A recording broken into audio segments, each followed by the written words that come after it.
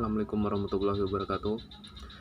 Perkenalkan, sebelumnya nama saya adalah Dirgah Yubilat. Saya mahasiswa UMKT angkatan 2019, jurusan Pendidikan Bahasa Inggris. Terima kasih semuanya yang telah menonton video saya ini sebelumnya.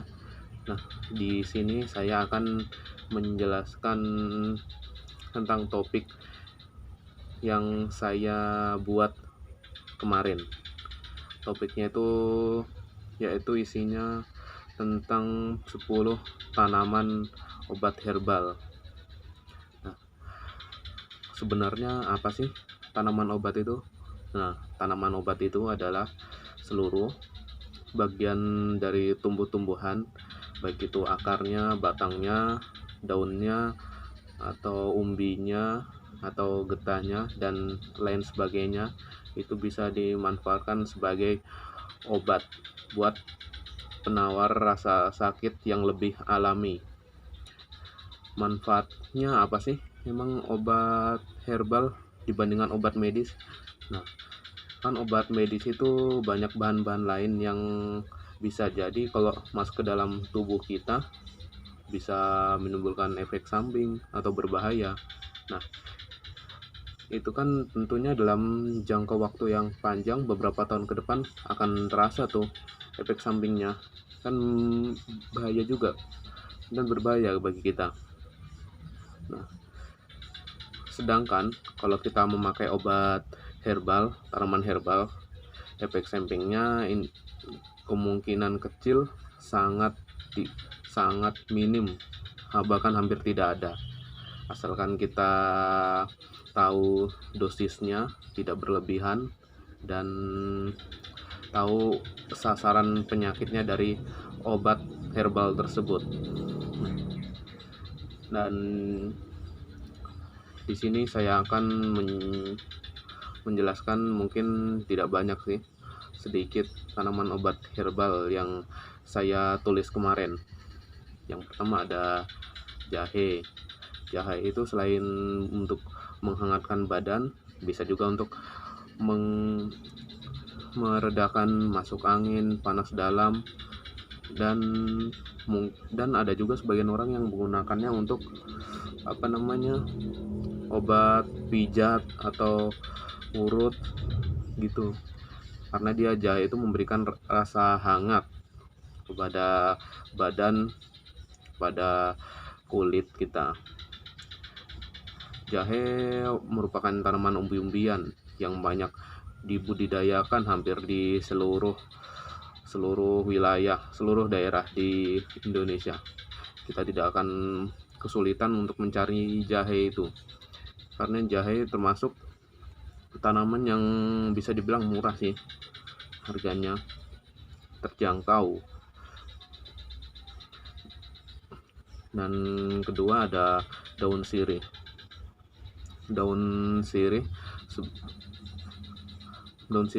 itu dikenal orang dengan baunya yang kurang enak ya. Tapi manfaat daun sirih itu ada banyak. Mungkin ini salah satu yang saya sebutkan. Daun sirih itu bermanfaat untuk menghilangkan rasa gatal gigitan serangga, atau rasa gatal kotor, atau bekas nyamuk, bisa juga digunakan. Dan mungkin sedikit kesimpulan ya, tanaman obat itu lebih dianjurkan lebih baik digunakan dalam jika kita mengkonsumsi tanaman obat dalam jangka waktu yang panjang, mungkin tidak akan menimbulkan efek samping dan tidak akan menumpuk penyakit, tidak akan menumpuk zat-zat racun gitu di dalam tubuh kita. Beda halnya dengan obat medis. Nah, di dalam obat medis tersebut tentunya ada zat-zat yang berbahaya, walaupun dosisnya sedikit di tiap keping, tiap kaplet obat itu, Tapi kan jika kita mengkonsumsi terus-menerus dalam jangka waktu panjang, tentunya jangan sangat tidak baik untuk tubuh kita kan. Dan zaman sekarang ini mungkin obat medis itu banyak yang isinya itu komposisinya itu nggak sesuai anjuran dokter. Banyak yang belum punya lisensi dari dokter atau dari dari kesehatan standar, tidak sesuai standar lah, tidak sesuai standar nasional. Itu biasanya ulah orang-orang nakal ya, yang ingin mencari keuntungan lebih dengan mengurangi dosis dan menggantinya hal lain dengan bahan lain yang sangat berbahaya. Tentunya itu kita harus lebih selektif lagi dalam memilih obat medis. Jika memang kita ingin membeli obat medis, kita cermati dulu bungkusnya, atau bisa kita tanya-tanya dulu kepada penjualnya tersebut, dari mana obatnya ini, ada atau tidak label halalnya, atau ada atau tidak cap BPOM RI-nya.